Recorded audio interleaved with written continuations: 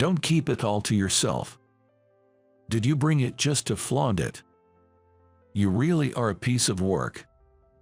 After all that, what are you going to do if weird rumors start spreading about you?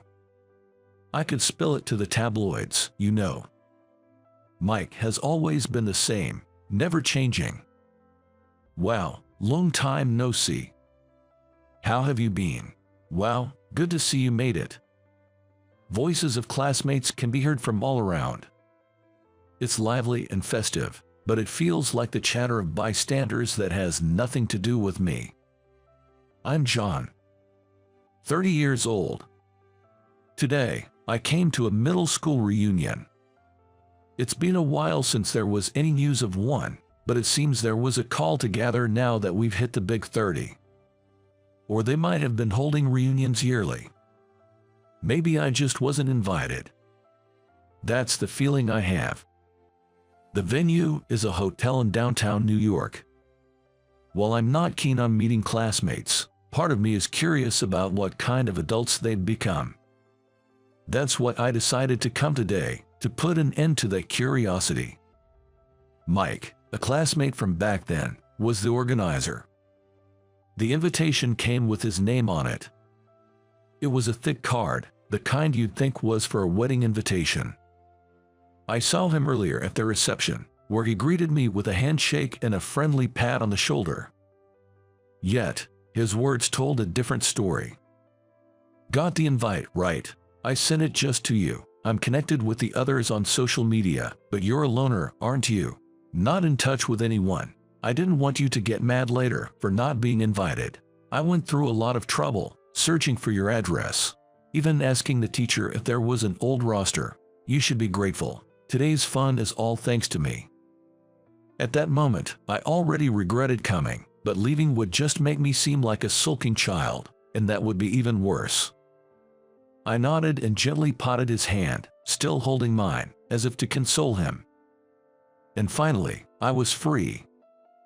Inside the venue, round tables were set up. There was no assigned seating, but I chose the seat farthest from the stage. It was empty, with no flowers in the center. It looked like a spare seat, but I chose it on purpose. No one would want to sit with me, nor did I want to talk to anyone.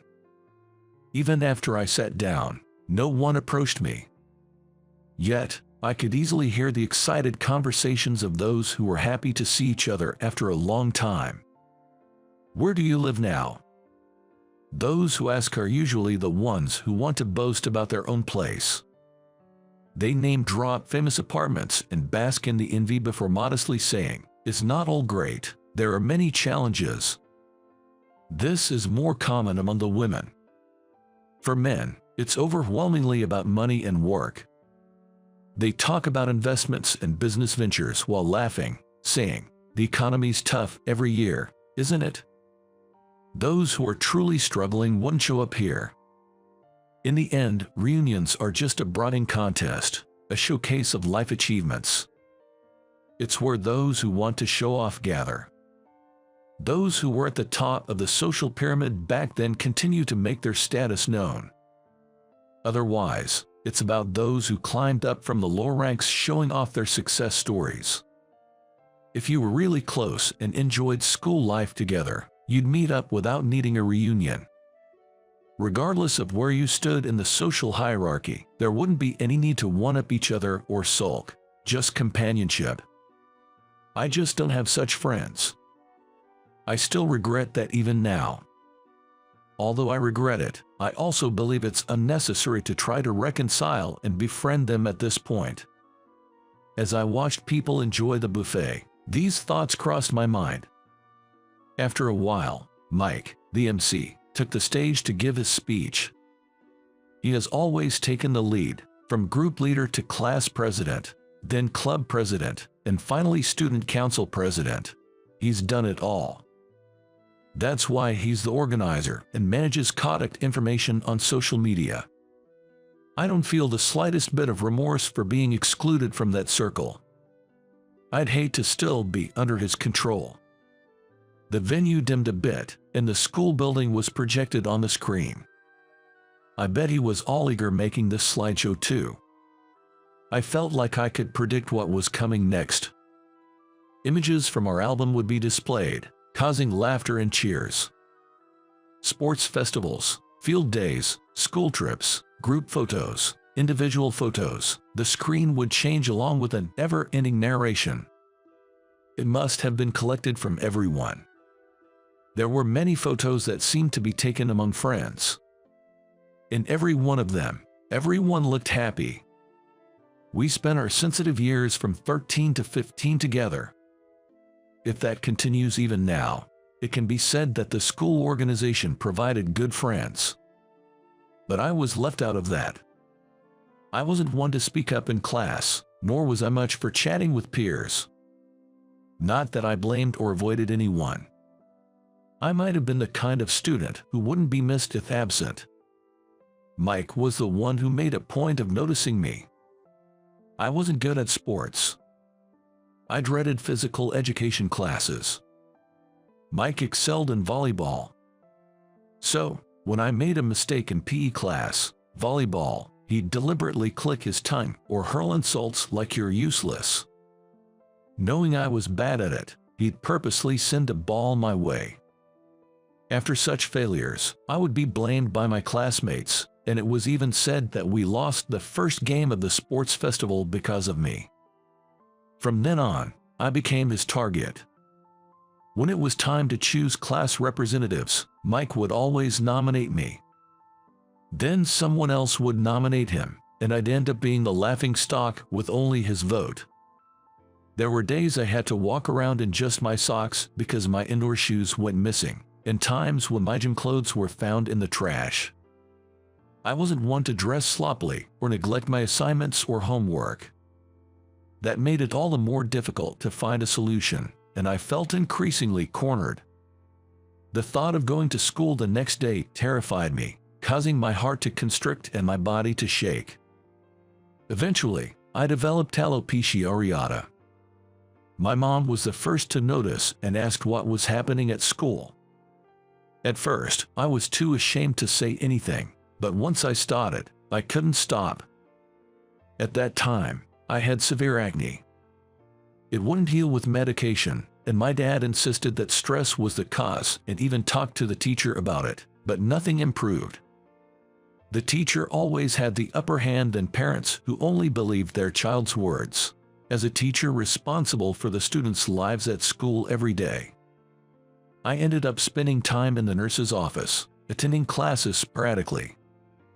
Interestingly, such an atmosphere seems to spread like an infection, creating other cliques. Bullying became rampant among the girls too. The target was Sophia. She had severe atopic dermatitis, always with a reddened face. Her skin looked painfully itchy just by looking at it. It must have varied with her condition each day. The skin around her eyes was bright red, and there were times when blood seeped from behind her ears, perhaps from scratching too much. The girls found it revolting and stayed away, claiming it was contagious upon contact and treating her as if she were a germ. The one leading this was a tall girl named Lily. She always had 2 or 3 friends around her, and there was never a moment in the classroom buzz without Lily's voice. She was the center of attention and also the instigator. Today was no different, with her shrill voice resonating about apartments and overseas trips. Mike and Lily were the central figures in the classroom. Sophia and I were relegated to the bottom, barely making our presence known at the back. I stuck to my refusal to attend school until graduation, while Sophia transferred during the summer of our 3rd year. Now that we've seen some familiar faces, let's take a look at where everyone is today. Mike said that and started passing the microphone from the front row. This turned into a session where everyone bragged about themselves. Some inherited their parents' medical practices, became teachers, bankers, traders, and Mike was working at a well-known telecommunications company. Lily mentioned she had been modeling since college. I've also considered acting, and have auditioned for a few movies. You might have seen me as a boss lady Michelle in Beauty and the Beast Club, and as Maggie in Run, YouTuber. Did you catch those? I've got to aim for a leading role next time, mentioning minor roles in lesser-known movies as if they were significant achievements, which seemed rather pitiful. I think everyone felt the same way I did. She had been sending her applications to all sorts of auditions since middle school, trying to sell herself. While her enthusiasm was understandable, her voice wasn't one I wanted to keep listening to. Her lisping and dragging speech was annoying at this age. Pointing it out wouldn't change her, I suppose. As a microphone was passed around, some girls boasted about their children. Which kindergarten, what extracurricular activities, and so on. The men talked about their jobs, influential people they met through work, overseas assignments, and company struggles. Those without such stories simply expressed happiness at the reunion. Perhaps a more genuine sentiment. Mike facilitated the passing of the microphone. I planned to pass the mic without saying anything when it came to me, but as it reached me, Mike suddenly raised his voice with the mic in hand. And now, for our special guest of the day, he swung his arm towards the back door as if a singer was concluding their final song, and the heavy door beside my seat opened. In came Mr. Thompson, our homeroom teacher. His appearance sparked excitement, but I felt a growing sense of detachment observing their warm interactions. This was a complete surprise, as it seemed no one was informed. The room buzzed with excitement. But the more I saw their surprised and smiling faces exchanging greetings, the colder I felt. Was Mr. Thompson about our age back then? Now, he's become a middle-aged man. His hairline receded, and his belly protruded. He used to coach the boys' volleyball team. A guardian figure for Mike. Since his arrival, Mr. Thompson was often speaking loudly and frequently slapping backs or giving nudges. I've heard that his lack of manners, attributed to his youth, made him unpopular in the staff room. However, his coaching had led the volleyball team to significant achievements, a point of pride for him. It seems that hasn't changed much. When Mike moved to the front with him and handed him the mic, Mr. Thompson went up on stage and began to speak. Thanks for inviting me today. I was surprised when Mike contacted me. You guys are almost 30 now, right? That's double the age from back then. I've gotten older too. I was peeking at the slideshow from behind that door, and seeing it makes you look grown up. But really, nothing has changed. You were a noisy bunch back then, and you still are. Lily, were you born talking? Oh, stop it, Mr. Thompson. Yes, Lily was always like this, catching Mr. Thompson's attention even during class. The attention from a teacher like Mr. Thompson might have been a source of pride for Lily. The moment I realized I felt entirely different about receiving the same attention. Hey, John. Mr. Thompson's voice and gaze shot towards me. Back in the day, you were always at the back of the classroom, barely noticeable, so, have you gotten your act together? I had my share of troubles, with your parents complaining to me. You caused them grief by saying you wouldn't go to high school, but showing up here means you've become a respectable member of society, right? In contrast, Mike has always been good at leading others. I never thought he'd drag me into this. Anyway, make the most of your time and let your 30s bloom even more than before. It's like the start of your life is just beginning. After the applause, it was time for a fun quiz about our alma mater and beloved teacher. Mr. Thompson was the host, with Lily as his assistant. Holding the true or false cards we received at the reception, we answered the questions posed. With prizes on the line, everyone was quite serious. Don't talk to your neighbor. I'll penalize you. Mr. Thompson, enjoying a beer, seemed to be having a good time too. Since I didn't receive a card at the reception, I sat silently watching until Mike approached me. He started talking to me. Enjoying yourself? Sitting all alone here, as gloomy as ever. Listen, a reunion is a place for reconnection and new encounters. Even if you weren't cool back then, having skills can change how women see you. It's a perfect opportunity, but with that attitude, no one will come near you. What are you doing now? A part-time job. Mike began. No, I'm working at a company. Oh, so you have a decent job. I thought it'd be troublesome to ask about recent updates, so I spared you from the mic. What's this company? Something you started? No, it's not. I see. If you ever have trouble finding a job, let me know. I'm always here to talk. My business has endless possibilities. That's okay. I like my current company. Well, I guess business isn't for you. But with that attitude, you'll always be just an employee. Unless you make a lot of money and flash around a fancy apartment with your personality, you'll stay poor and never even think about marriage or love. Quietly, a side door opened and a woman entered. She was tall and elegant. Mike hurriedly stood up. Is this the reunion for Blue Belgian High? Yes, that's why I'm here. But the guest list. John, sorry to keep you waiting. Seeing her wave at me, Mike said, Oh, are you with him? Mike, right. Don't you remember me? I guess it's no surprise if you don't. Yeah. Her voice was hard to hear over the noisy crowd. Leaning in, I said to Mike, who was staring at her. You can forget her, right? Weren't those your chosen photos in the slideshow earlier? Mike's face turned to shock. There was one photo of me in the slideshow. It was a photo with Sophia. Taken from the back of the classroom. It's unclear who snapped it. It was likely during self-study time. The photo seemed to be secretly taken through the gaps between other students. Sophia's face was reddened with rashes, and I had combed my hair to the side and used mousse to cover my alopecia. Mike went out of his way to showcase such a photo of the two of us in the reunion slideshow. I thought he was truly spiteful. I would never consult with someone like you, no matter what happens in life. Cut it be. I'm Sophia. Mike's eyes widened in shock. You weren't invited, were you? But since we were classmates, I contacted him. We don't need a table. We're fine here. Wait a minute. Mike walked up front and snatched the microphone from Lily. Everyone, our special guest for today has arrived, actress Sarah. Rushing back, he tried to lead Sophia to the front. Ignoring her wish to stay, he forcefully pulled her forward. The loudest cheer of the day erupted, and everyone stood up.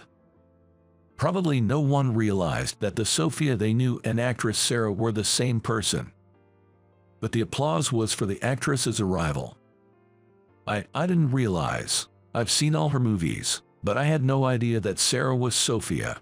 Thank you so much for coming. You must be busy, right? I saw on the news yesterday that you're filming a new project. Mike was stuttering, his face flushed with excitement. Sophia seemed a bit taken aback by his enthusiasm. Please, go ahead and speak as much as you like. Wow, it's an honor to have you visit us. But weren't you in the middle of a game? Oh, that's nothing important. We were just killing time, right, teacher? Absolutely. But why would a successful actress come here? She was mentioned in the slideshow earlier. No, maybe everyone doesn't remember. She transferred schools. I didn't have her address, so I couldn't invite her. John told me about it. Oh, is that so? You know each other? Well, yes, we were classmates. Right. You transferred during our third year, didn't you? How have you been since? You seemed quite frail back then. Mr. Thompson is speaking to Lily, who's sulking after having the microphone taken from her. He probably doesn't remember. He tended to pay attention only to the students who were assertive and stood out. Finally, Mike passed the microphone.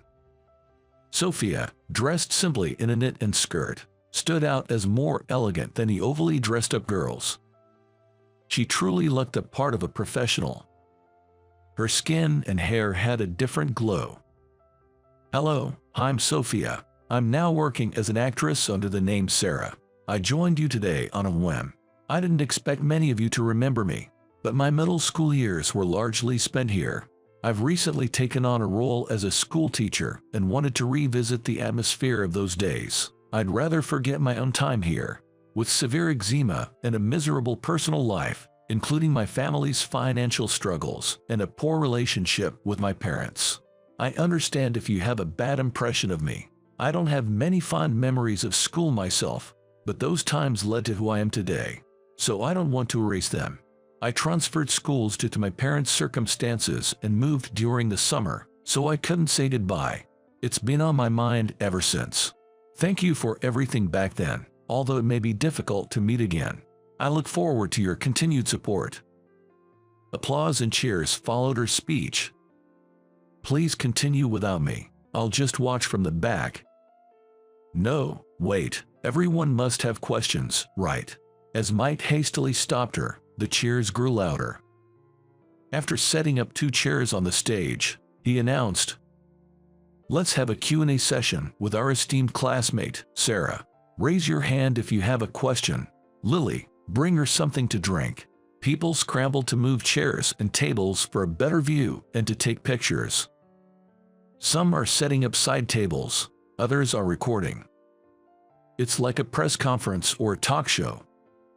Mr. Thompson watched from the front, and Lily, sulking after being snatched the microphone, brought over 2 juices before heading off to the buffet to load up her plate. Sophia was bombarded with questions about her acting career and celebrity friendships. Lily sat down next to me with a plate of food. "What's this all of a sudden? When did you two get so close to share reunion details? Did you not want her to come? It's not that, but when did she enter showbiz? She must have been in it for a while now, right? If you're that curious, why not ask her yourself instead of sitting here?" At my words, Lily said, "Humph," and started eating alone, making a face as if she had no interest. "Aren't you going to eat, John?" "No, I have somewhere to go." "Huh? Why did you come to the reunion then? Someone you wanted to see?" "No, just curious about what reunions are like." "They are more boring than you'd think, huh?" Despite the lively atmosphere earlier, I'd almost burst out laughing at her comment.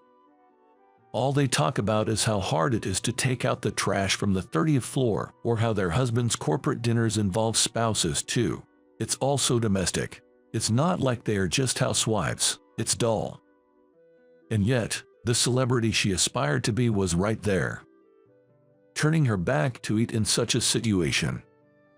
So, she felt upstaged and was downcast. That's right, she's only had minor roles twice. Too embarrassed to mention it, I suppose. In my mind, I kept unleashing all I wanted to say to Lily. Sophia, after transferring, was scouted on the street several times but initially declined. However, she reluctantly accompanied a friend and ended up winning an audition. Roles opposite popular idols, commercials with famous composers, lead roles in dramas, collaborations with young actors. Her career took off rapidly, and she continued to be a prominent figure. But no one realized she was our classmate, Sophia. She had changed that much.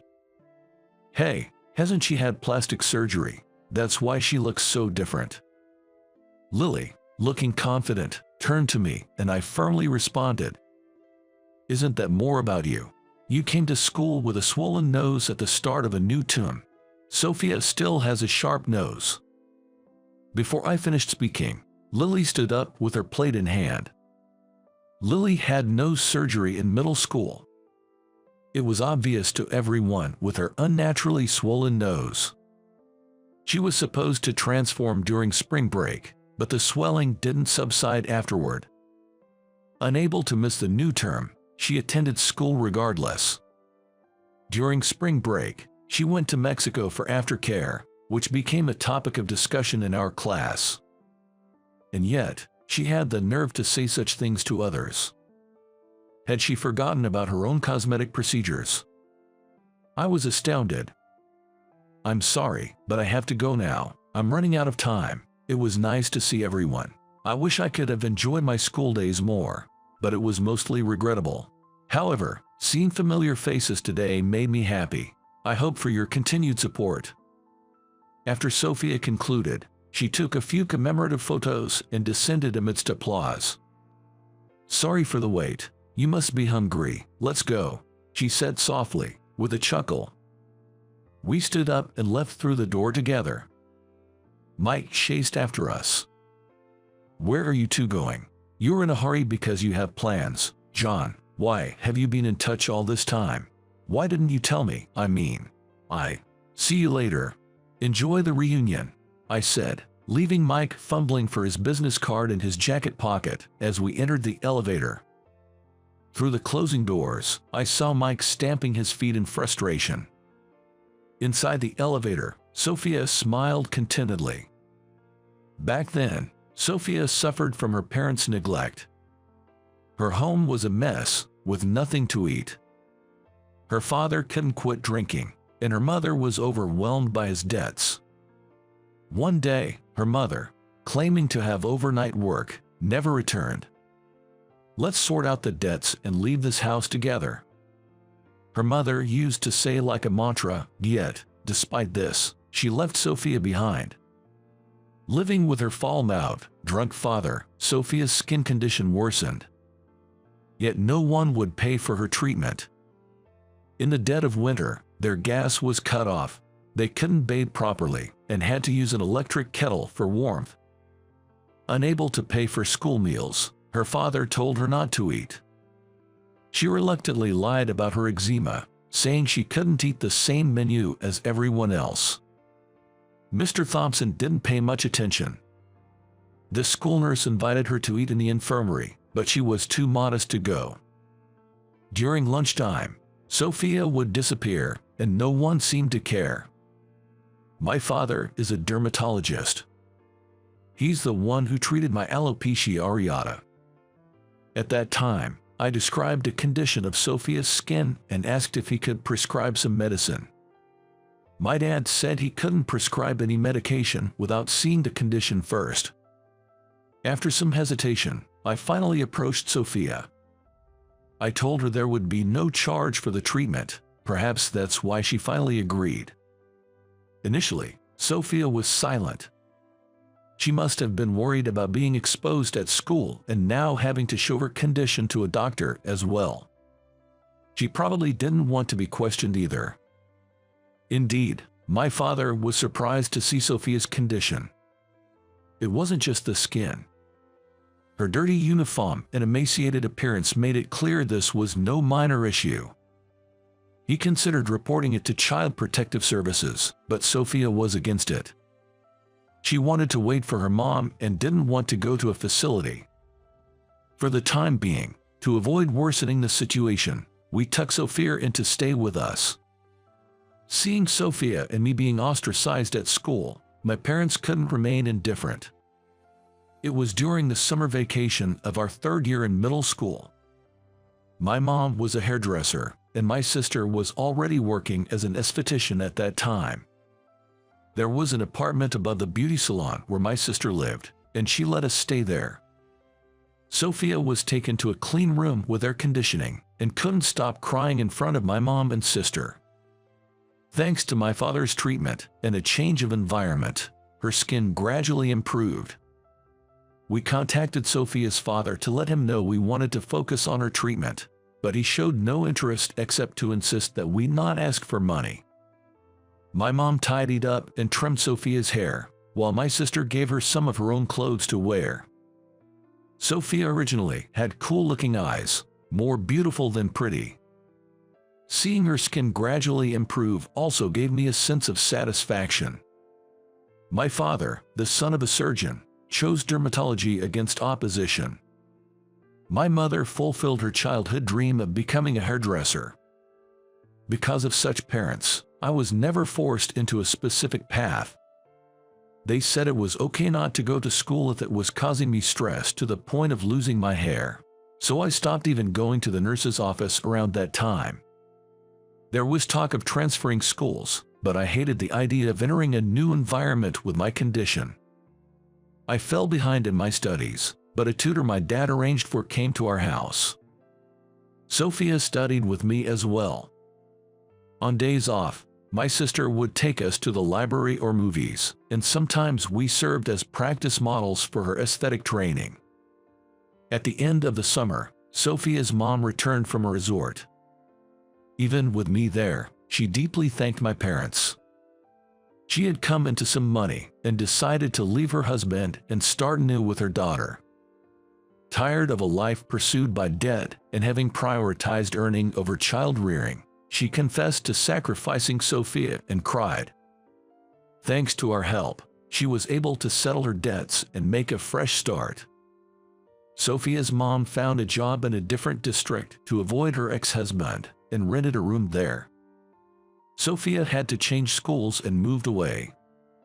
My dad made her promise to come back anytime if needed, and my mom got her to promise to visit the salon at least once a month. My sister, who saw Sophia as a younger sibling, was sad to see her go.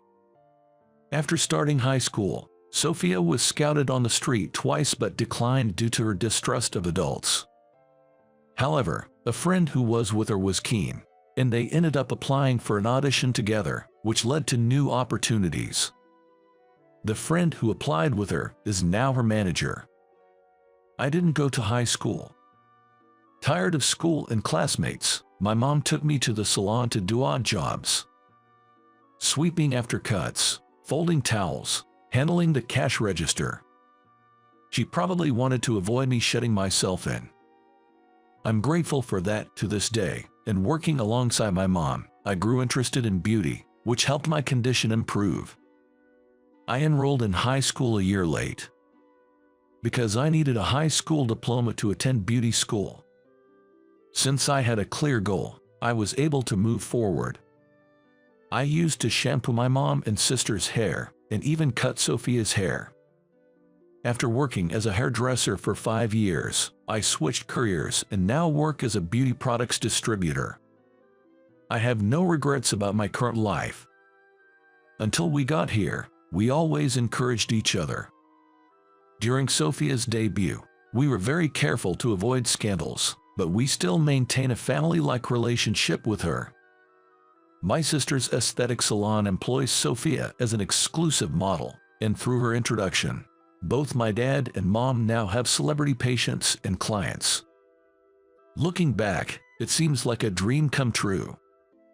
That evening, I received a call from Mike. Hey, are you hunting her all to yourself? Did you bring her just to show off? You're really mean-spirited. After all that, what if some weird rumors about you start circulating? Like she dished the reunion for a guy. Planning to snitch. Why would I? I'm just saying. Be careful not to let that happen. Anyway, I want to meet her too. I'm currently into this health food online business, and it would really help if she could support it. She said she doesn't like that kind of stuff. What? Acting all-knowing. I could spill this to the tabloids, you know. That's just like you. Only thinking about yourself, same as always. What's that supposed to mean? Check her social media. She wrote that she had a great time. Yet, if you peddle scandals, you might never be treated as a classmate again.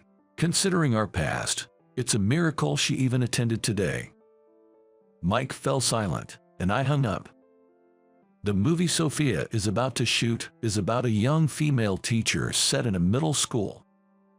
She was asked by the director about her middle school life and shared everything. Despite it being a dark past, she hoped revealing it would inspire children in similar situations. Sophia is actually involved in charity work for underprivileged children, and the movie project started from there.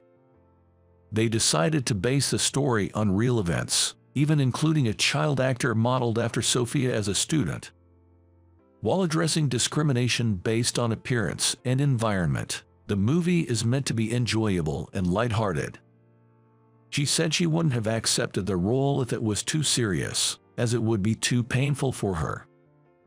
In the end, the protagonist, a female teacher, goes to a reunion, resolves old grievances, and settles past entanglements.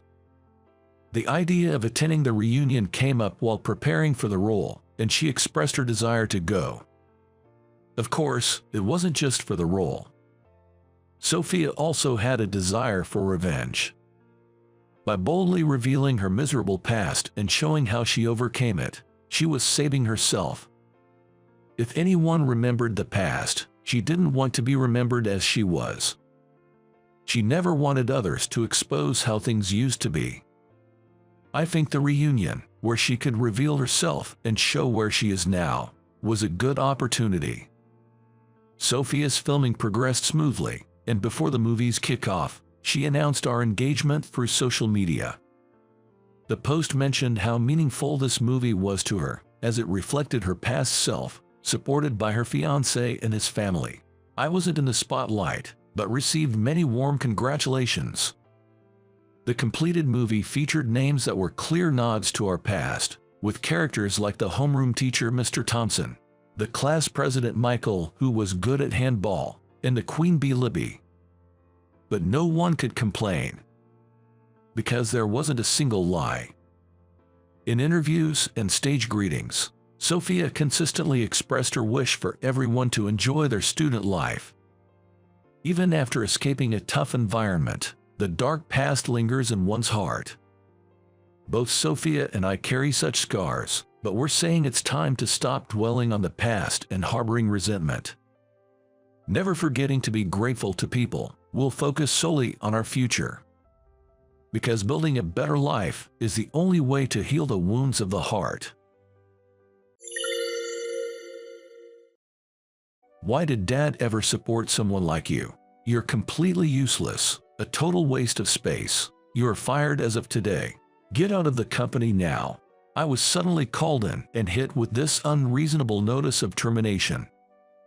Why did it come to this? When I told my wife, disheartened, she just smirked in a way that seemed almost sinister. That company is finished now. My name is David, and I'm 40 years old.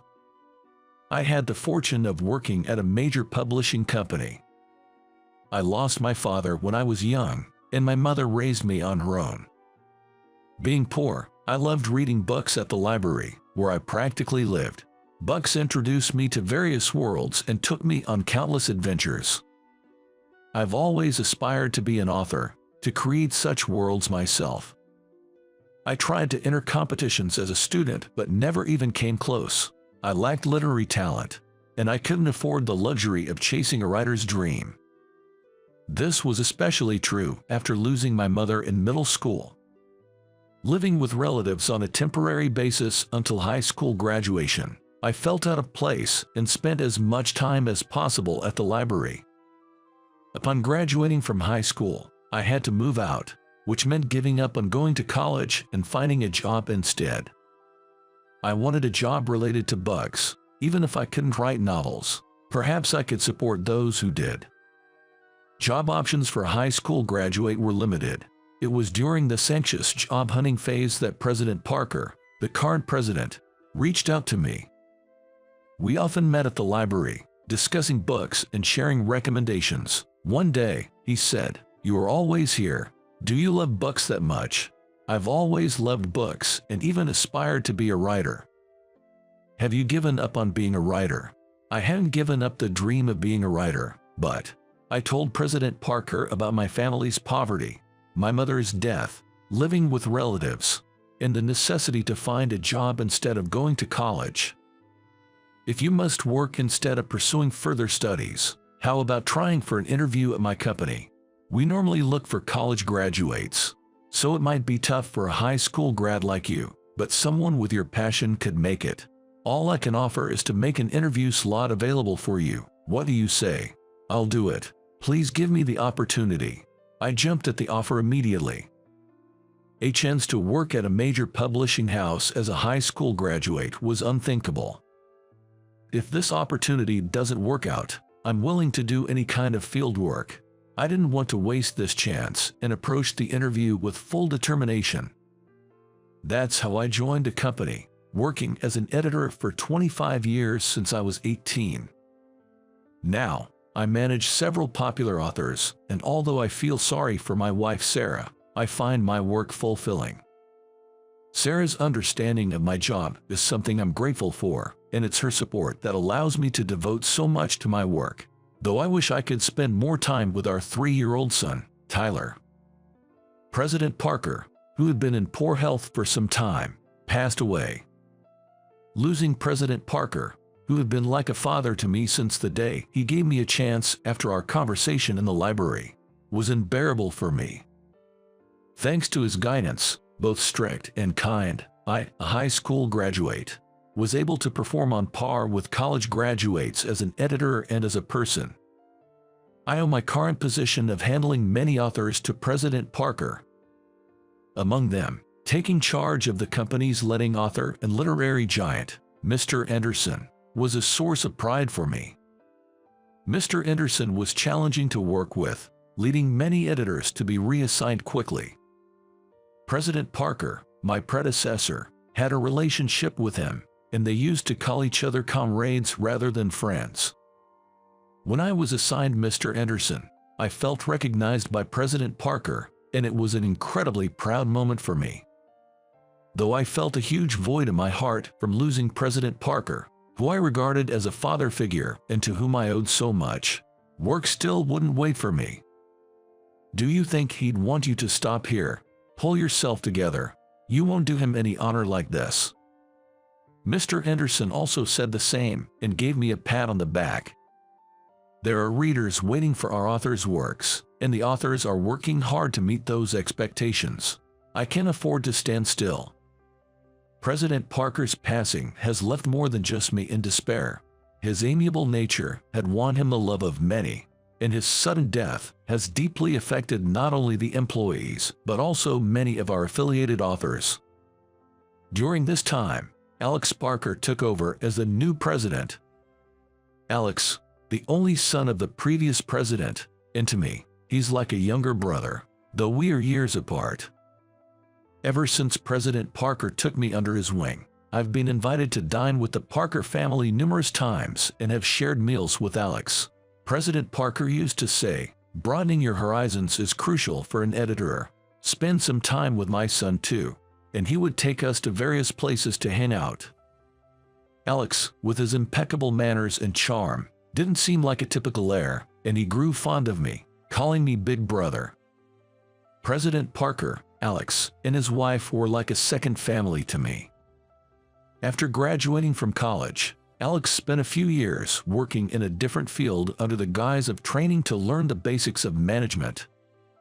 Knowing that Alex was coming to the company to take over as president brought me relief. I was also happy to see Alex again and was looking forward to working together. I hadn't been in touch with him since he graduated from college. I wonder how he has grown. However, I was shocked to find that the Alex I knew had changed completely. He became tyrannical, lashing out at subordinates unjustly, and was quick to terminate contracts with authors whose sales dipped even slightly. He adopted a short-sighted sales-first philosophy, only aiming for blockbuster hits. This book isn't selling well. Who wrote this? We don't need such people in my company. Cancel the contract. But President Parker, this book was just released recently, and the author has produced numerous hits before. Shut up. What does it matter if they were successful before? It's meaningless if they're not selling now. We can afford to keep underperforming authors. Cancel the contract immediately. The company's atmosphere became tense, and the employees couldn't hide their unease. Then, one day, I was summoned to Alex's office. Hey, do you even care about your job? Just because you have one best-selling author doesn't mean you can get cocky. As soon as I entered the room, Alex slammed his desk, intimidating everyone around. I'm doing everything I can. What's gotten into you, Alex? Why have you changed like this? I'm not the same person I used to be. Don't call me casually. I'm the president. Alex screamed, his face turning red. I never liked you to begin with.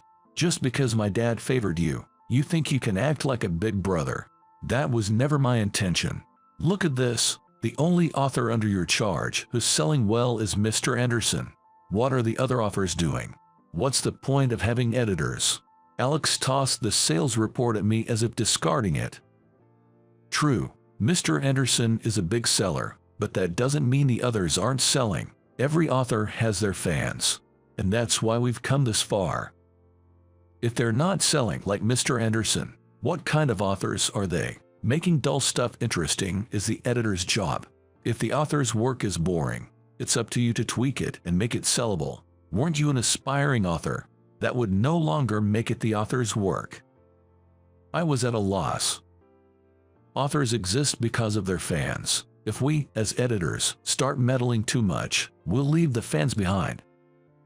Don't you dare instruct me. You're a mere high school graduate. What do you know? Even if we collaborate on creating a work, altering it without the author's consent is never permissible. Have you forgotten the principles of your predecessor? Didn't Alex still respect his father, President Parker, as a son, did he? I couldn't tell. Something had changed him beyond my understanding. I'm the president now. My father is no longer here. You've got some nerve defying me, a mere high school grad. Alex wouldn't even look at me anymore. No matter what you say, I won't alter the works. The predecessor treasured the author's originality above all, and I believe that collaborating while preserving that integrity is the editor's role. I appealed to Alex with a glimmer of hope, believing that President Parker would never have wanted the works altered. Why did my dad ever support someone like you?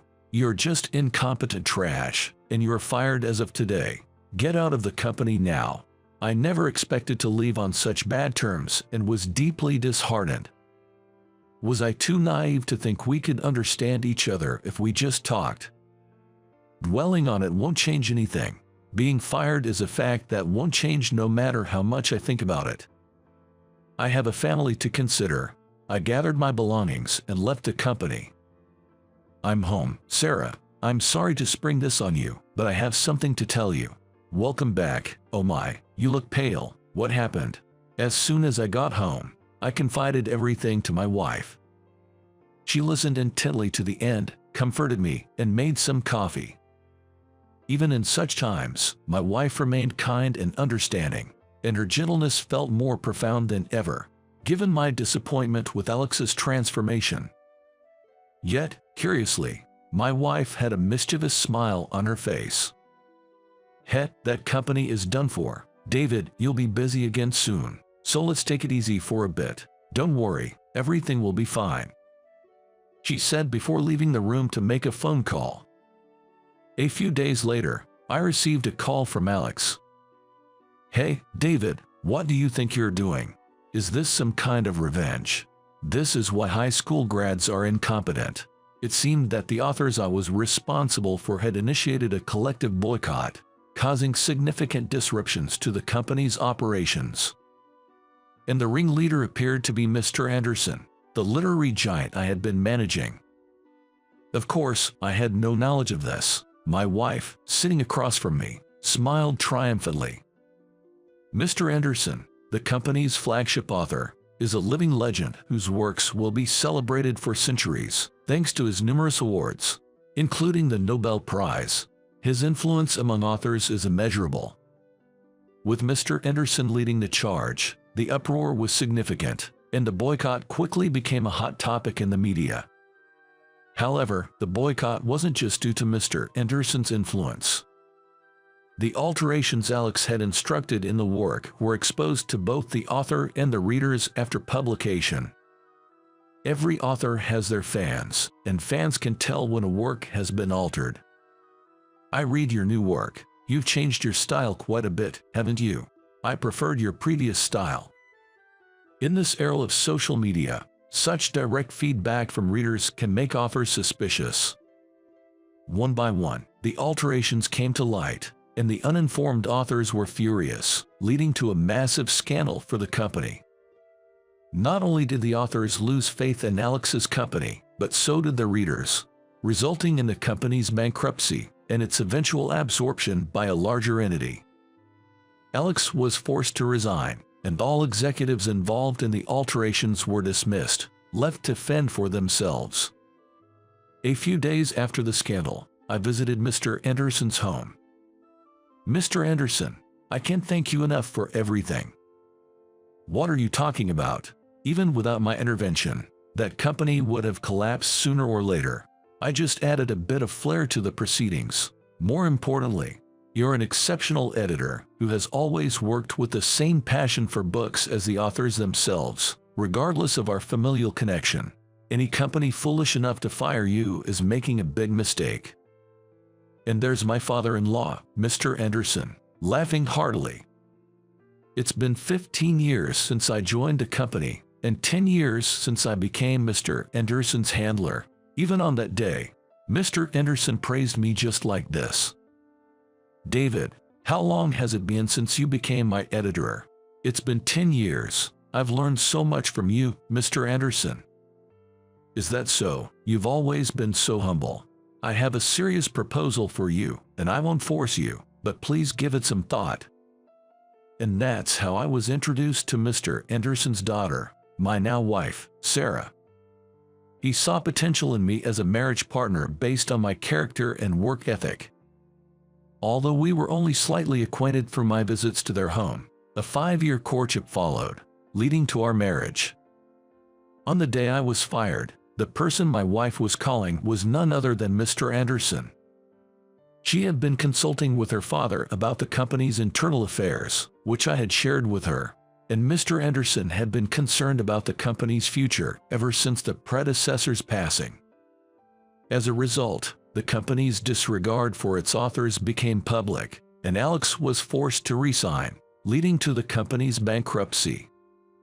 After the scandal, I became the president of the merged company, thanks to Mr. Anderson's strong recommendation. I'm navigating through each day with little understanding of management, constantly learning and keeping busy. Thanks to my diligent and honest work ethic, I've earned considerable trust from the offers I've managed so far and am gradually regaining my former self. We're also focusing on training new recruits to prevent past mistakes. Despite the overwhelming workload, I find fulfillment in facing this critical juncture. One day, a subordinate rushed into my office.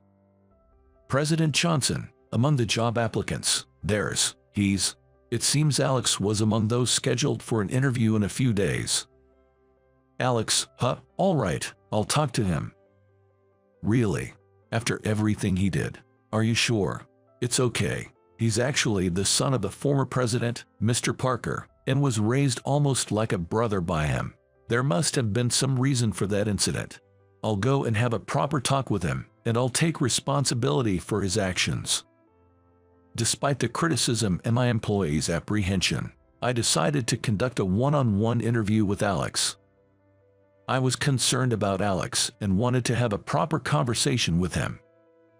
On the day of the interview, Alex appeared as he used to be. "David, I'm truly sorry for what happened, and thank you for giving me this opportunity." "Well, there must have been some circumstances I'm not aware of, Alex. Sit down, let's talk." Alex shared his story in bits and pieces. While on assignment, he was entrusted with a crucial project and worked tirelessly with a colleague to ensure its success. However, on the day of the project, a mistake by his colleague led to the loss of critical data, and despite their best efforts to recover it, the project ended in failure. The colleague, who was a distant relative of the company's president Williams, shifted all the blame onto Alex, leaving him with no place in the company. Then came the news of his father's passing. The project's failure had already eroded Alex's confidence, and he found himself unable to trust anyone, making the prospect of taking over the company daunting. Nevertheless, he felt he couldn't let his father's company fail and became obsessed with chasing numbers. "I now realize how foolish I was, and I said terrible things to you, David." Seeing Alex talk through tears brought me a bit of relief. His core character hadn't changed. "Alex, I'm glad you opened up. What you did was inexcusable, but years have passed since then, and Alex is now a vibrant part of our company." Together, we apologized to the employees and authors multiple times, gradually regaining their trust. Alex was always a sincere and diligent young man. It wasn't too difficult for him to regain trust with his work ethic and honesty, even though it took some time. After that interview, Alex and I spent a lot of time catching up. Memories of growing up like siblings, thoughts of the departed predecessor, and considerations for the future. In our lengthy conversations, I realized how much I had been supported by those around me, including what I had received from the late President Parker. Now it was my turn to give back to Alex, to support him through whatever comes our way. Alex, I want to pass on what I received from the predecessor through you. No matter what, I'm on your side. If you ever have any trouble, don't hesitate to talk to me. We took advantage of Alex's secondment experience, and he is now managing the company's operations, not as an editor. He actively sought input from younger employees, and under his influence, our company's performance has continued to rise in a struggling publishing industry.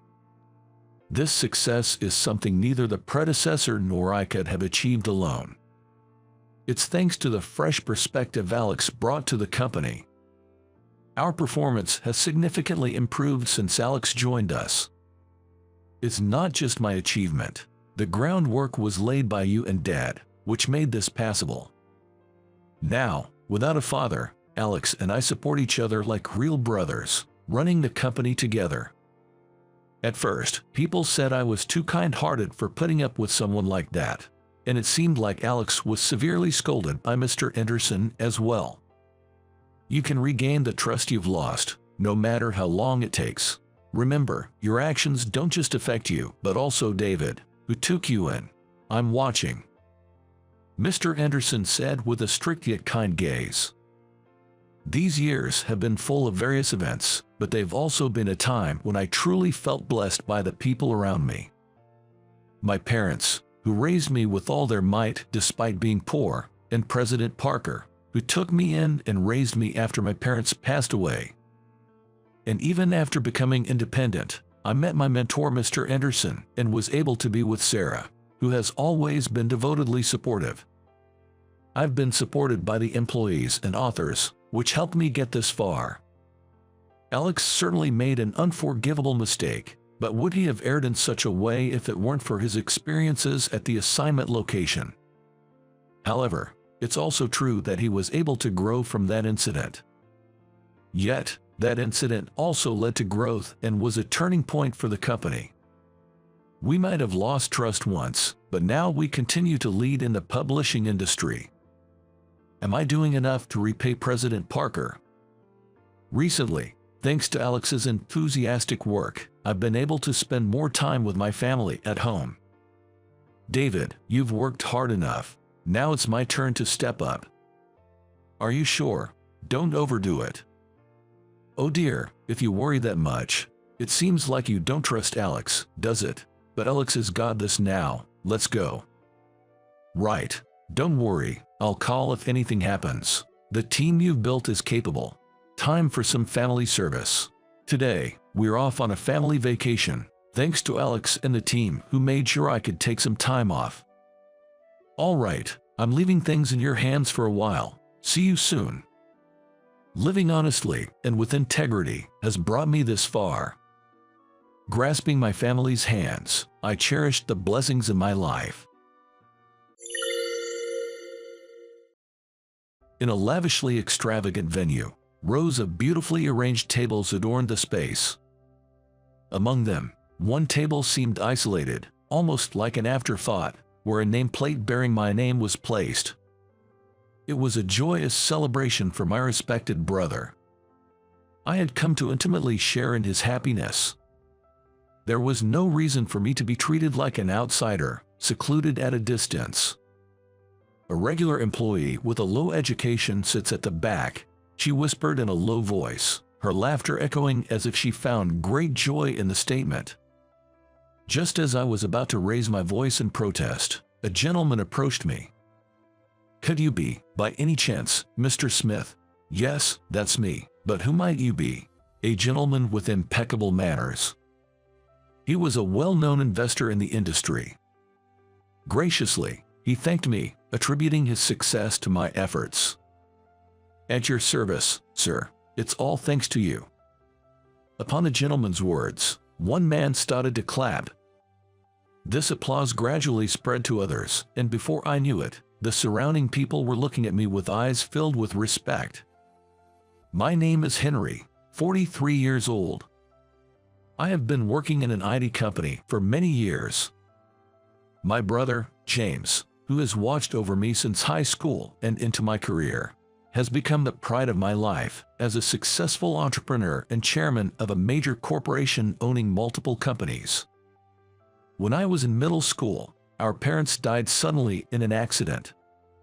Fresh out of college, my brother took over our parents' steering retail business. After graduating from middle school, I intended to help, but my brother insisted otherwise. He urged me to go to high school for my future prospects and even managed to cover the expenses. Thanks to him, I was able to attend a high school that specialized in the field I was interested in and graduated with excellent grades. However, by that time, our family business had significantly deteriorated. As we faced the possibility of bankruptcy, my brother encouraged me to find a job elsewhere. I resisted, wanting to help with the business, but he said, "If the company goes bankrupt, we'll both be left with nothing. I don't want to drag you into this." My brother said this with a kind smile. That smile, reminiscent of our father's, also spoke of the hardships he had faced and the years they had added to his appearance. "Besides, you've always been interested in IT companies, haven't you? Don't worry about me and follow your own path." Moved by his words, I nodded for my tears. Indeed, I lacked the commercial knowledge and experience at the time to be of any help to my brother. I resolved to succeed in the IT industry and support him whenever needed. With that determination, I pursued my own path. For over 2 decades, I worked tirelessly. The IT industry was rapidly evolving, and companies that couldn't keep up were quickly left behind. Throughout this time, I continued to learn and adapt to the ever-changing technology landscape. Meanwhile, our family business stabilized, and my brother expanded his ventures, eventually leading his company to go public. "Someday, I'll establish a company where you can work. I'll be counting on you then." "Understood. I'll make sure to be there for you when the time comes." That promise was about to become a reality. At the same time, my brother, who had missed his prime marrying years, had finally decided to get married. He met his bride-to-be, Emily Parker, a woman in her 20s, through a prearranged date. Emily's father was an executive at my brother's company, which led to the matchmaking. Initially, my brother felt sorry for her due to her young age, but it turned out that Emily had fallen for him and pursued him vigorously. Despite the age difference, it won't be a problem if she truly loves my brother. I had convinced myself of this. The first time I met Emily was when my brother introduced us, following his announcement of their engagement. "This is my brother, Henry, and this is Emily." "Nice to meet you, Henry." Upon my brother's introduction, Emily flashed a brilliant smile. Emily gave off a flamboyant and glamorous vibe overall. Then, my brother's phone rang. "Excuse me, I need to step away for a moment." As soon as my brother left, Emily's demeanor changed completely. The smile vanished, replaced by a scrutinizing gaze. "Which university did you graduate from, Henry?" "Well, I didn't actually go to college." At my words, Emily blinked exaggeratedly. "Oh my, James told me about that, but I can't believe it. To think you're really just a high school graduate, and to show up dressed like this." I was stunned by her blatant contempt. Indeed, we were in a private room of a high-end restaurant located at the top floor of a hotel. Under normal circumstances, I wouldn't even come near a place like this, and my suit was an off-the-rack, budget-friendly option. She must have noticed that at a glance, indicating she comes from a rather affluent background. But that's no excuse for looking down on others. "I'm sorry about my attire. I should have been more careful." However, regarding my high school, I tried to explain that my high school was well known in the industry for specializing in a specific field. But I never got to finish my sentence. Splash! With that sound, the water from the glass Emily was holding was thrown in my face. There's no need for such unpleasant talk. It's truly despicable that someone like you is leeching off James.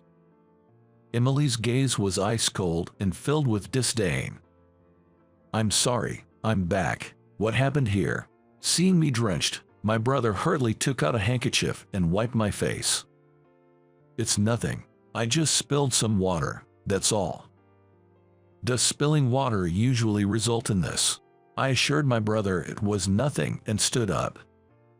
I'm sorry, brother. I'm not dressed appropriately, so I'll be heading home now. Yeah, you shouldn't catch a cold. Take care on your way home. I'm not a child, you know. I left the restaurant with a laugh at my brother's words. Throughout that time, Emily glared at me from behind my brother, her contempt and malice palpable. With a mix of fear and frustration, I made my way home.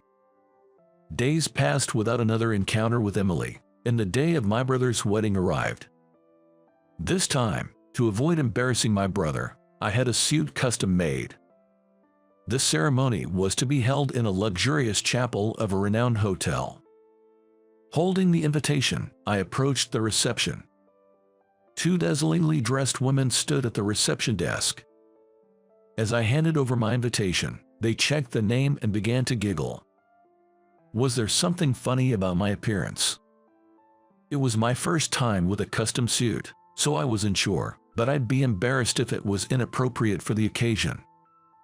It shouldn't be a breach of etiquette. We've heard all about you from Emily. You only graduated from high school, right? Is that suit rented? It doesn't quite seem to fit you properly. With their light, bell-like laughter, they looked down on me. Indeed, I am a high school graduate. But that doesn't mean I lead a life worthy of scorn. More than that, isn't it exceedingly rude to treat someone you've just met this way? Though I felt this way, today was a special day for my brother. I didn't want to cause a scene and spoil it for him. Could you please hurry with the registration? I'd like to go and offer my congratulations to my brother. Trying to maintain my composure, I responded, which only seemed to irritate the women further. This isn't really a place for people like you, you know. Taking advantage of the chairman's kindness a bit too much, aren't we? They seemed about the same age as Emily, likely in their 20s. Being berated by these young women, an indescribable irritation swelled within me. Regardless, you should be thankful to Emily for sending the invitation and arranging a seat for you. Exactly. You're probably just here for the food, right? We'd appreciate it if you left after eating. What has Emily been telling them? No, everyone, about me. It seems I'm perceived as a high school graduate leeching off my brother. Please, just hurry up and... I was about to ask them to finish the registration when they probably noticed the line forming behind me. Then, please go ahead. Just make sure not to sit in the wrong seat. With a flurry of movement, they completed the paperwork, shooing me away as if I were a stray dog. Sighing with fatigue, I headed to the groom's waiting room. After knocking and receiving a reply, I entered. Congratulations, brother. Henry, thank you, that suit suits you well. He complimented my custom-made suit. You're not usually one to care about appearances, but it's good to dress up properly now and then. My brother laughed heartily, and I couldn't help but smile back. I actually wanted to ask you to give a speech. Come on, that's not really my thing. Too embarrassing. The thought of giving a speech at the wedding of my brother, a big company chairman, was too daunting for me. After reminiscing and enjoying each other's company, it was time for me to leave for the ceremony. The grand and lavishly decorated venue was filled with numerous tables, with some guests already enjoying lively conversations. I began searching for my seat. I was looking forward to celebrating my brother from a seat close to the groom's side. However, where the groom's family was supposed to sit, an unfamiliar man was seated. Puzzled but moving on, I checked my invitation and searched for my seat.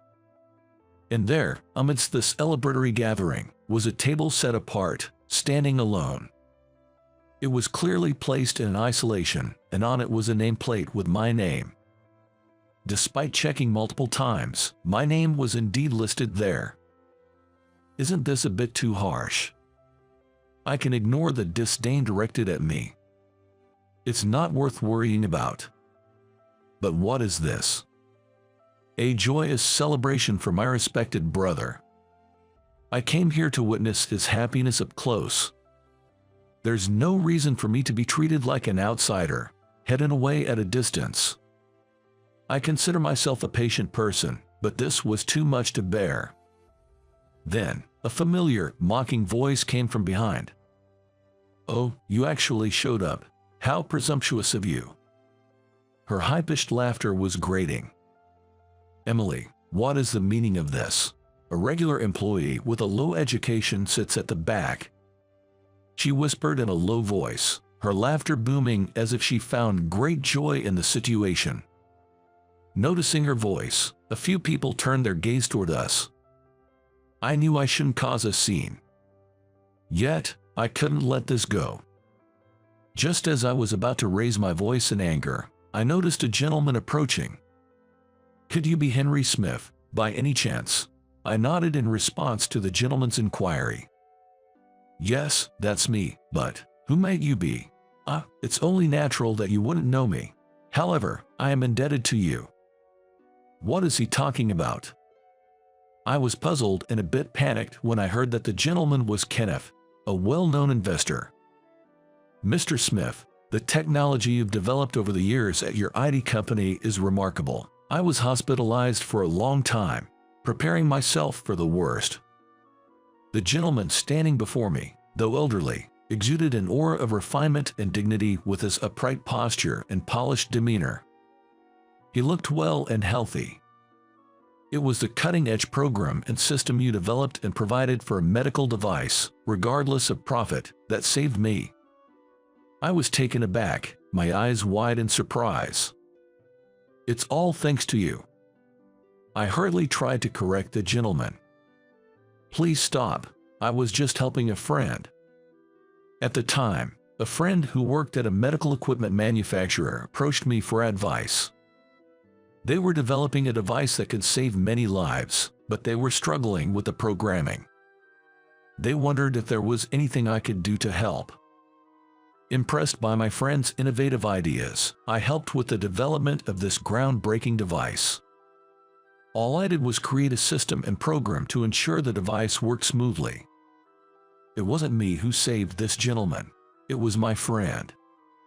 Yes, I've thanked him as well, but he said that without you, that device could never have been made. The gentleman's words caused a stir around us. "I'm an investor. I understand the value of such technology. You provided it at almost no cost. This wasn't a project for my company. Though it demanded a fair amount of effort, the fact that the device could save many lives was undeniable. Knowing that, I simply couldn't refrain from lending a hand. My friend was the one who provided the device to hospitals at an exceptionally low price. He tried to share the profits with me, but I only accepted a small sum and declined the rest. The profits should be used to create more devices that could save others." It seemed the gentleman was aware of all these exchanges. Upon the gentleman's words, one man began to clap. This applause gradually spread, and before I knew it, the surrounding people were looking at me with eyes filled with respect. What is this all about? There's no way this man, this poorly educated leech, could be so incredible. Emily's voice echoed, and the hall fell silent.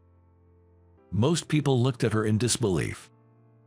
The gentleman, too, stared at Emily with a stern look, different from the one he had given me. "You are Miss Parker, the daughter of the Parker family, I presume," I did advise James. With a heavy sigh, the gentleman spoke in a cold tone to Emily.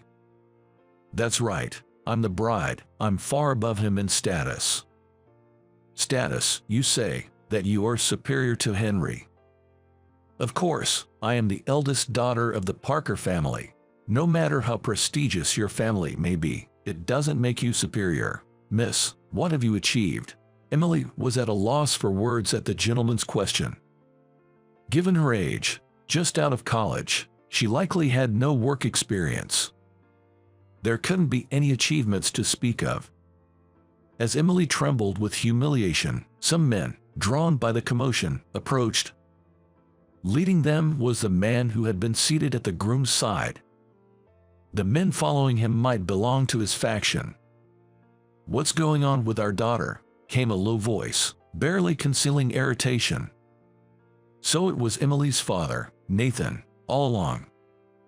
"He's about the same age as me. Why would someone like him give his daughter in marriage to my older brother? I can help but suspect there might be an ulterior motive. Dad, these people insulted me."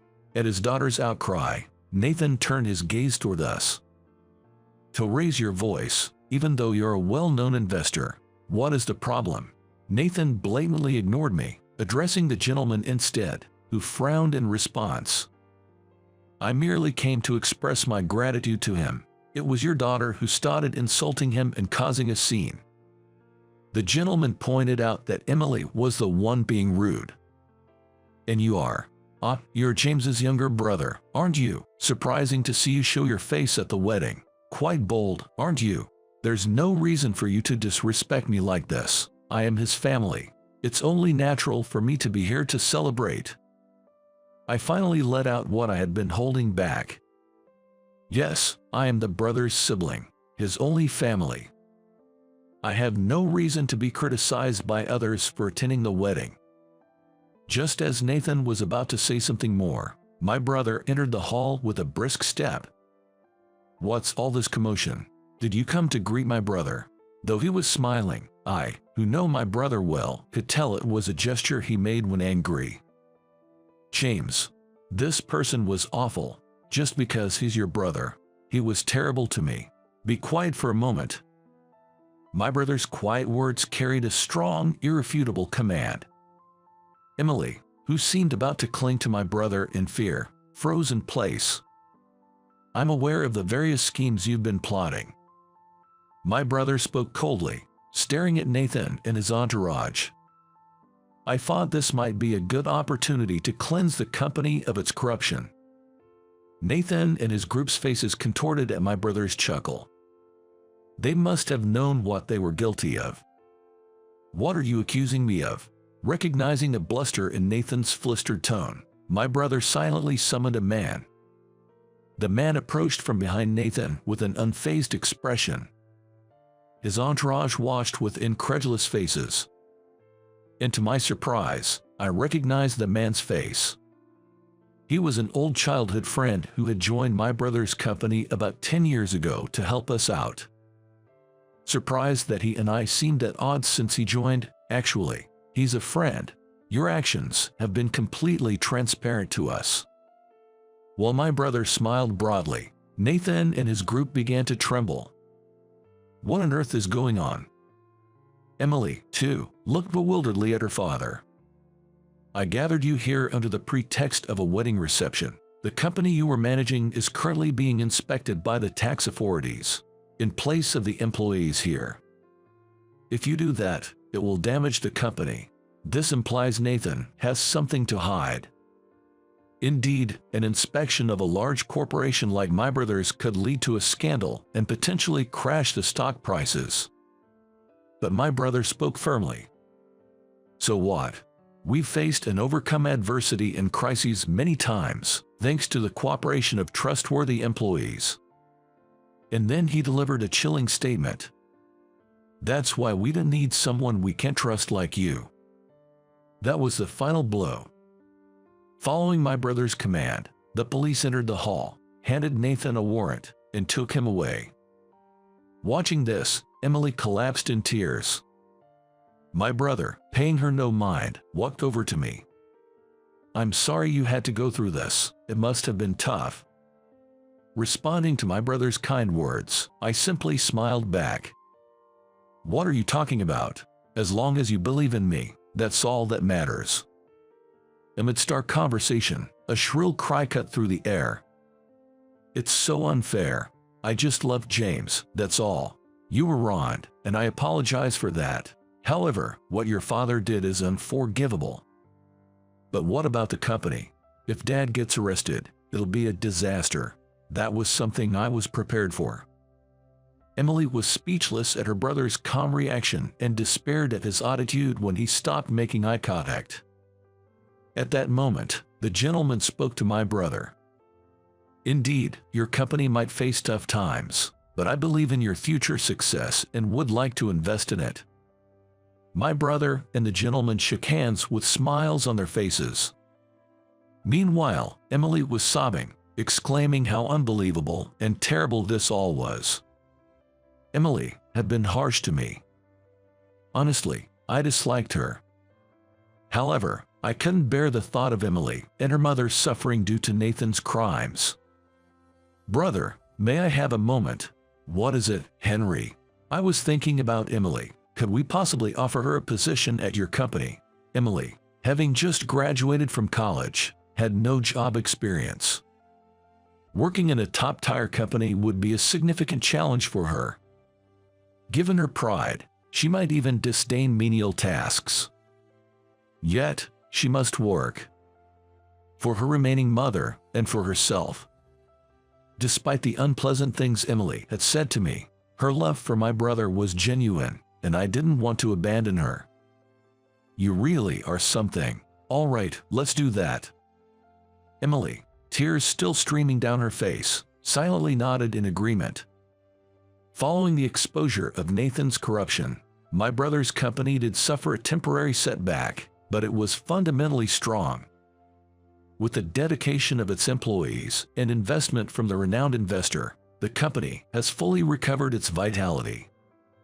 I then resigned from my long-term job and joined my brother's company. As promised years ago, my brother had established an IT-related firm, and I was slated to become its CEO.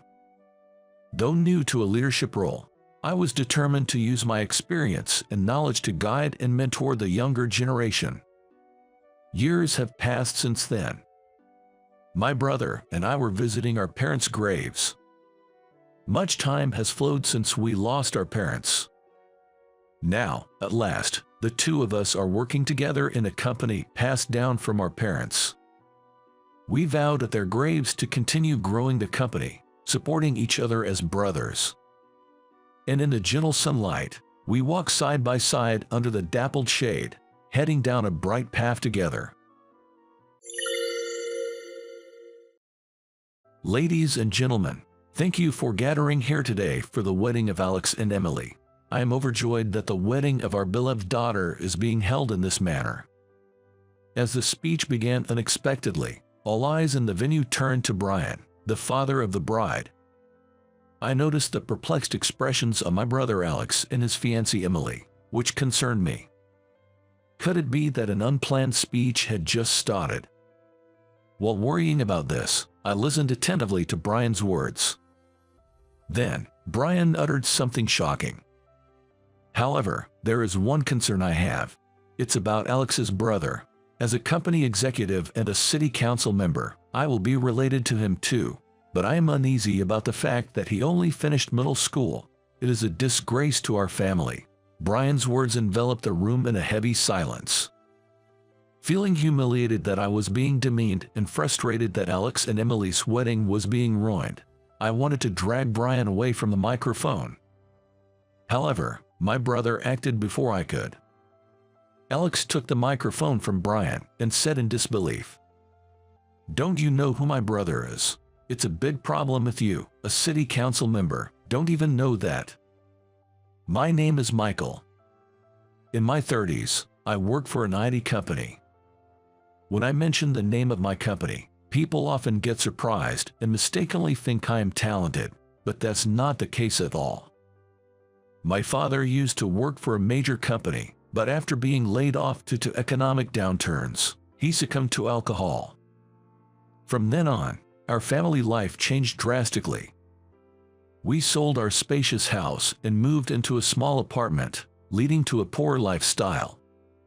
Even before I was fully aware, I had been engaged in various extracurricular activities like French and piano lessons, but those were no longer feasible. In addition to that, I couldn't even expect to get sweets when going shopping, and I had to wear hand-me-downs from my brother or clothes given by acquaintances. My mother worked from early in the morning till late at night, but due to my father's breakdown from the layoff and his subsequent drinking, our financial situation must have been very tight. I remember always feeling hungry. Despite my mother's hard work, our living standards didn't improve. My brother Alex and I, despite being children, discussed various things to alleviate our mother's burden. We never pestered for toys and shared chores like cleaning and laundry to ensure our mother wasn't overburdened. We can do much now, but when we grow up, we'll earn money and make life easier for Mom, Alex would often say to me when we were in elementary school. When Alex was in his third year of junior high, his teacher, Mr. Smith, would often visit our home to discuss Alex's future with our mother. Being a primary school student back then, I didn't fully grasp the complexity of these discussions, but it seemed like Mr. Smith was suggesting that Alex should attend a regular high school. Alex has excellent grades and will surely perform well in high school. He has the potential to pass the entrance exams of prestigious universities, Mr. Smith insisted, but Alex firmly refused in front of our mother and Mr. Smith. I have something I want to do after graduating from junior high. I clearly remember my brother saying that to Mr. Smith. I immediately understood that what my brother wanted to do was to make life easier for our mother. I'm not sure how Mr. Smith understands it, but he left that day saying, "There's still time, so please talk it over." Despite Alex's firm decision on his path, Mr. Smith seemed unwilling to give up and visited several more times. Usually, my mother would handle these visits, but on one occasion, my father, who was often out gambling or drinking, happened to be home. During their discussion, my father became furious with Mr. Smith. After that, Mr. Smith never came to our house again, which probably settled the decision that Alex wouldn't pursue high school. After graduating from junior high, Alex announced he would join the military and left home. Witnessing these exchanges and growing up seeing my brother's actions, I naturally felt the urge to think about my future and decide on a path early. I've admired my brother for always choosing his path without hesitation since I was young. About 20 years had passed since then. Since we both started working, we were busy and only met each other once every few years, but I recently received a rare call from my brother. "I have someone I want you to meet. Can you make some time?" he said. The joy I felt when I heard he was getting married was indescribable. Alex, who always put our mother and family first, was now walking a path towards his own happiness. I managed to make time and attended the meeting of both families. "I'm Michael, Alex's brother. Nice to meet you. This is Emily, and this is her dad, Brian, who is a city council member. Mom has met him, but it's your first time, right?" Following Alex's introduction, Emily, his fiancée, greeted me with a charming smile. I was happy to see Alex find such a wonderful person, and at the same time, I felt relieved that our father wasn't there. My father's unhealthy lifestyle finally caught up with him, and now he's been hospitalized long-term. I haven't seen him for many years, so I'm not sure about the specifics of how he's been living. But based on my memories, I feared he might ruin this meeting, so as much as I feel bad for him, it's probably best for him to focus on his treatment in the hospital. I thought today would be a good day, but my optimism was misplaced. As soon as we toasted, Brian started asking about our childhood. "I heard you didn't have the best environment during your school days. You must have faced many hardships, right?" As Brian looked into my eyes and asked this, I couldn't help but tense up. Despite his words, his tone didn't sound very friendly. He might not think highly of our family's circumstances. I worried that his poor impression could negatively affect my brother's marriage. Nervously, I spoke about our situation. "That's correct. We were in a tough financial situation back then and had to work together as a family to make ends meet. Could you tell me more? It seems neither of you went to college. It appeared Brian was also concerned about our education. Indeed, having two family members who both didn't finish high school might naturally cause concern. Being a city council member, Brian would want to avoid any negative rumors. But it wasn't out of laziness or dislike for studying that my brother and I didn't continue our education. While I'm not exceptionally gifted, my brother had the potential to be admitted to a prestigious university. I tried to explain our financial difficulties as clearly as possible without leaving a bad impression. I started working right after graduating from middle school because I decided I wanted to contribute financially to our household. My brother left home to become a cadet in the military. These were sacrifices, not choices made out of a desire for leisure or personal pursuits. Looking back, it was tough, and I wouldn't want my own children to go through the same. I wanted to convey our unavoidable circumstances, but Brian seemed unconvinced. I'm not looking for excuses. Basically, it seems like, aside from Alex, you lacked a long-term perspective in planning your life. Being directly contradicted like that left me at a loss for words. I couldn't muster a response. Brian continued, as if to rub salt in the wound. Logically, working straight out of middle school limits your earning potential. It's hardly different from high school students working part-time. Considering lifetime earnings, it was a short-sighted decision. I understood what Brian was saying, but I couldn't agree. At that time, my top priority was to ease my mother's burden. And I did earn significantly more than a high school student would with a part-time job, contributing a substantial amount to our household. Not only did I spend my days working part-time, but I also spared no effort in studying to increase my income. I woke up early to make time and found moments after late night shifts to significantly improve my self-taught programming skills. I had a genuine interest in the field, so the study itself wasn't painful, but affording a computer and managing household chores made it far from an easy life. Even if it was tough, if both of you were earning, you shouldn't have been in poverty. Maybe there was significant mismanagement of money. I glanced at my mother. She looked uncomfortable and was looking down. She wouldn't deny anything herself, so I spoke up on her behalf. Indeed, we did contribute financially to the household, hoping it would ease the burden. However, we couldn't make life easier for our mother. It's true that I gave money to my mother, but she couldn't reduce her working hours. There were two reasons. One reason was that my father's dependency on alcohol and gambling wasn't the only issue. He had also accumulated debt. The other was that, although I thought I was contributing financially to the household, my mother had actually been saving all the money I gave her. I discovered this when I was studying programming after my part-time job. Back then, I couldn't afford to buy a computer, so I convinced a friend to give me their old one, which were about to be thrown away, by saying, "If you're going to throw it away, give it to me." The computer was so slow that it took nearly 10 minutes to start up and often froze while I was typing. Frozen again. This is useless for studying. Frustrated by the computer's frequent crashes, I couldn't help but raise my voice in anger. My mother, who had silently approached, placed a thick envelope on the keyboard. "What's this? What do you mean by this?" Even before opening the envelope, I had a hunch about what my mother had left. It was an amount of money I had never seen before. "Spend this to buy a computer. It's your money." "What are you doing?" I gave you this money hoping it would make things a bit easier for you." My mother had saved every penny I gave her without spending any of it. Realizing that my efforts hadn't really helped my mother felt empty. Yet knowing I could now buy a computer with more than enough specifications with this money left me with mixed feelings. "This is for all the experiences you sacrificed.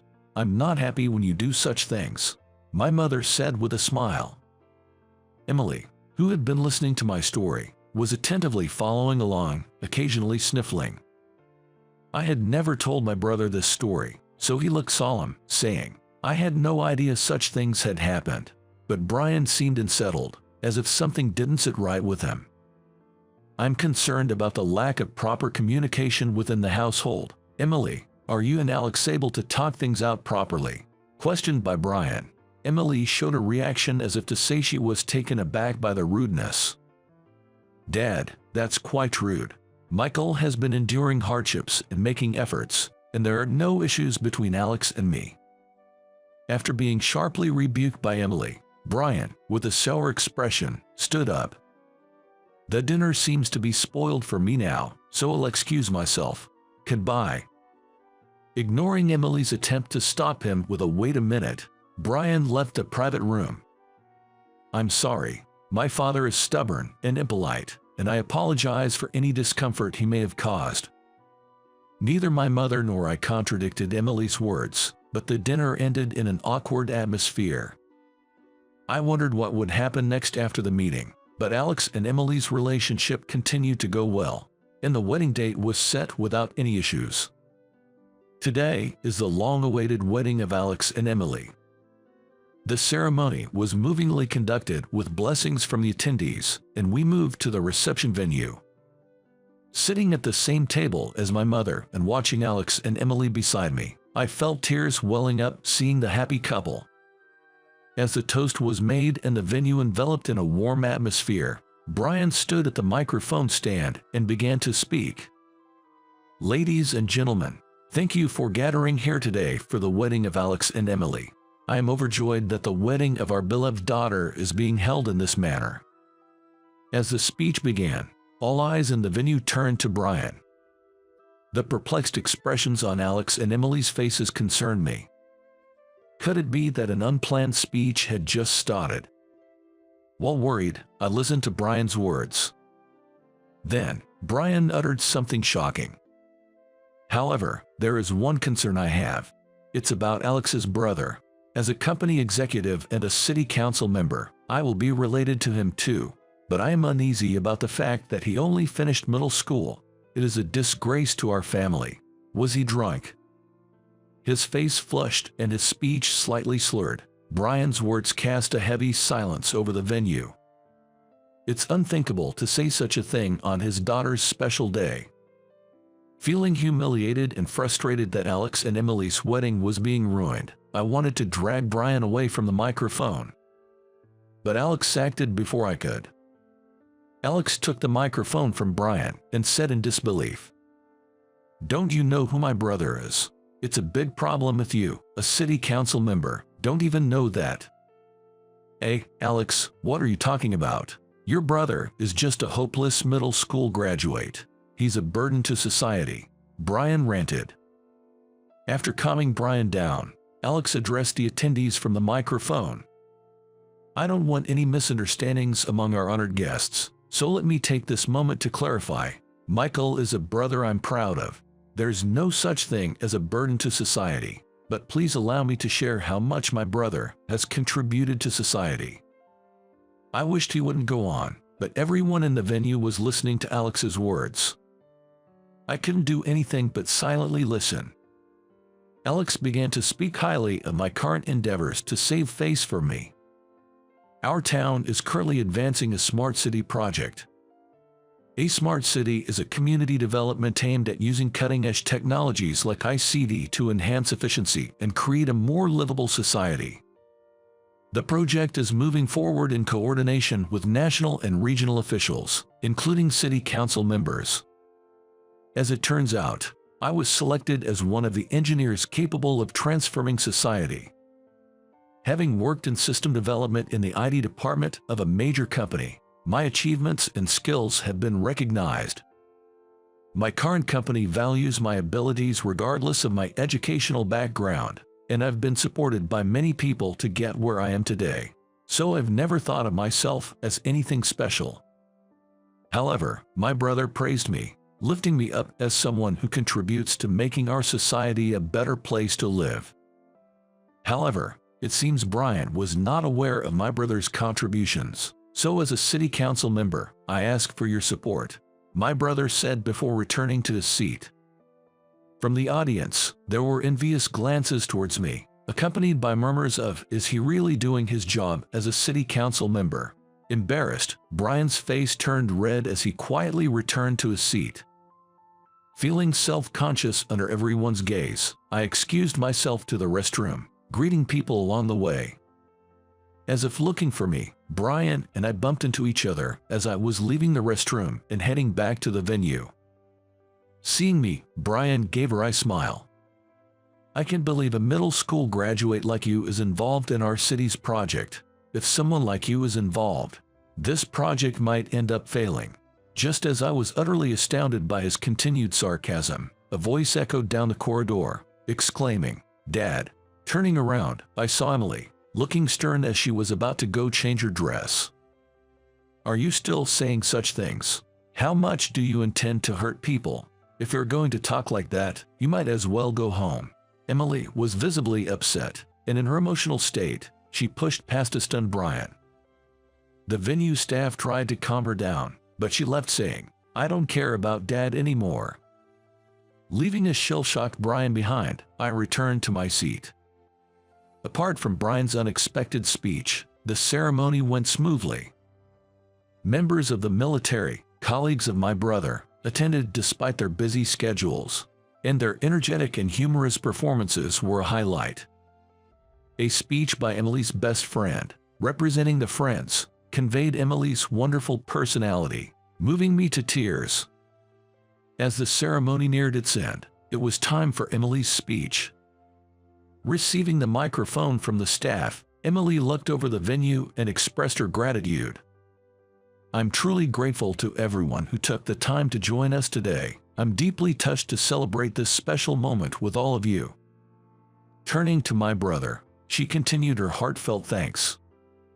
"Alex, you are the most important person in my life. Every day with you is special to me. I know your work in the military is challenging, but I'll be here to support you, so please, let's continue this journey together." After greeting the groom's family and friends, Emily turned to face her mother. She reflected on her challenging childhood, apologizing for the trouble she caused during her rebellious teenage years and for the harsh words she had spoken. "I am who I am because of you, Mom. I'll strive to be a wonderful woman like you, supporting and loving my family. Thank you, and I look forward to our future together." Emily's mother, holding back tears, nodded repeatedly. Brian seemed contemplative, listening intently, with his eyes closed. Finally, Emily paused before turning to face Brian. "Dad, today was an irreplaceable, special day for me.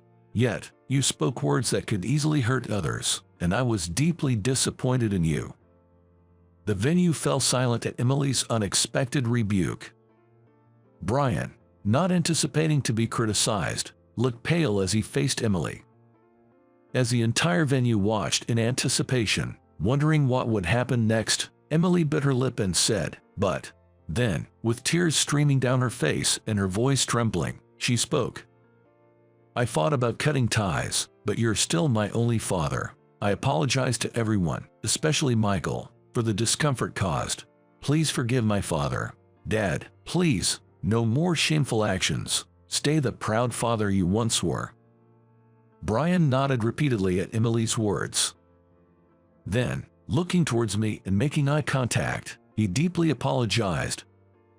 Seeing this, Emily wiped her tears and smiled at Brian. "Lastly, I want to express my heartfelt thanks for your warm wishes and support. I'll cherish this day as a treasured memory. Thank you." Emily's speech turned the atmosphere around, and the venue erupted in applause. On the train home, I was looking at photos of Alex and Emily sent to my cell phone. A week after their wedding, they seemed to be enjoying their happy days. Looking at the photos from the wedding, I was convinced they would continue to be a wonderful couple. Motivated, I pocketed my phone and got off the train.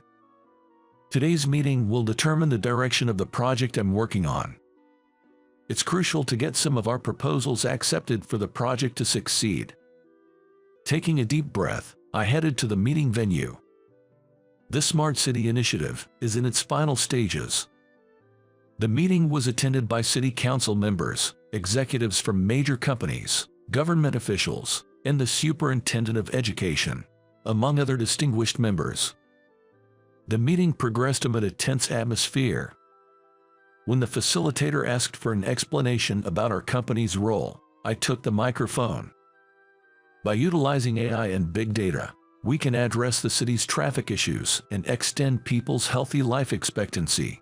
To achieve this, we need to allocate the necessary data and budget. As I was about to continue with my explanation, pointing to the relevant pages in the documents, a clearly dissatisfied sigh could be heard. One of the city council members raised their hand and interrupted with an objection. What's the point of all this? Older people like us can't understand all the anxiety and data talk, and what if citizens' data is leaked? I might consider it if the national government covers all the costs, but we can't use the city's budget for something the citizens won't understand. His statement, which seemed to undermine the entire project, sent a chill down my spine. Other companies and officials also seemed to sense the negative mood and looked at me as if urging me to rebut. Amidst this, Brian raised his hand to speak. We shouldn't fear change. Society is going to evolve at an astonishing rate. For the sake of our children and grandchildren and the new generations, we need to make bold decisions. I fully support this proposal. As Brian spoke, the previously vocal council member retorted angrily, "You were against it just a while ago. Whose side are you on anyway?" Unperturbed, Brian continued calmly. It's not about taking sides, but about choosing what's best for the citizens. To me, it seems like you're afraid of change and opposition, preferring to maintain the status quo. Everything changes, and if it must, I'd rather it change for the better. Moreover, Brian added, clearing his throat, there's room for improvement in the budget. We can review and cut unnecessary expenses. Let's not immediately reject the idea but consider it first. No one opposed Brian's words. The meeting continued with discussions on specific strategies and content, moving in a positive direction. Later, I was called by my boss during work. I received joyful news. The Smart City project was approved, and I was to continue being involved. I was asked to work on system development for infrastructure and a health management app in collaboration with engineers from another major company, which I gladly accepted. Despite a difficult childhood, I've learned that effort is rewarded. My mother will surely be happy to hear this news. Doing well in my job might be the best way to show filial piety. With these thoughts, I proceeded with my work. About 2 years later, I received great news from Alex. He announced the birth of their first child, a healthy boy. Though I wanted to visit right away, I decided to wait a bit since newborns shouldn't go out much or get sick, according to what I read online. When the day finally came to visit, I found Brian already there, playing with the baby. "Dad, you don't need to use baby talk. It's not like you." "What are you talking about?" Seeing such a cute grandson naturally changes how I speak. Watching their exchange, both Alex and I couldn't help but laugh. Observing Brian's completely different demeanor from our first meeting, I pondered the changes in him. What if Brian hadn't supported me at that meeting? Where would we be now? People in the world have been changing. If it's going to change anyway, I want it to change for the better. I found myself reflecting on what Brian used to speak those words back then and what he is. I couldn't help but think that Brian decided to change after the wedding. While I can't be sure, recalling his demeanor after Emily's speech, it seems likely. Encouraged by Brian, I held Alex and Emily's child. Though the baby's vision might still be developing, it seemed as if he could sense a stranger holding him because he wouldn't stop crying no matter how much I tried to soothe him. "What's wrong? Do you prefer Grandpa? Come here," Brian said, and the baby stopped crying as he took him. We laughed again at Brian's joyful expression. Though my current project is far from over, I'm determined to make our hometown a happy place for Alex's child. watching everyone's smiling faces. I made that promise to myself.